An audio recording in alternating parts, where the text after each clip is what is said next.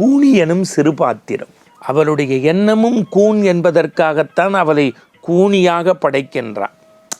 சின்ன வயசில் ராமன் மண் உருண்டி விளையாட போது அவருடைய முதுகில் பட்டது, அதை மனதில் வைத்து வேறறுத்து விட்டால் என்று ஒரு காப்பியத்தை அப்படியே டெவலப் பண்ணுறதுக்கான காப்பியத்தினுடைய தொடர்ச்சிக்கு யாருடைய பங்கு அதிகம் என்றால் இந்த கூனி என்கின்ற இந்த மந்திரையினுடைய பெரும் சூழ்ச்சிதான் காரணம் என்று கம்பன் சொல்கின்றான்.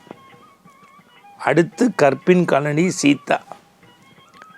சீதாமா பாத்திரத்தை பொறுத்தவரை அதன் வரை தமிழ் சமூகம் பேசப்பட்ட அறத்திலிருந்து மாறி பிறன்மனை நோக்கா பேராண்மை, அதுதான் உண்மையான அழகு என்பதை வலியுறுத்திய காப்பியம் கம்பராமாயணம். இந்த இரு பிறவிக்கு இரு மாதரை சிந்தையாளும் தொடேன் என்கின்ற வார்த்தைக்கு வளம் சேர்த்த பாத்திரம் சீதை பாத்திரம். வனாந்திரத்திற்கு செல்ல வேண்டிய பெண்ணா அவள்? மாட மாளிகை கூட கோபுரம் என்றாலும் நின் பிரிவினும் சுடுமோ அப்பெருங்காடு என்று போனவள்.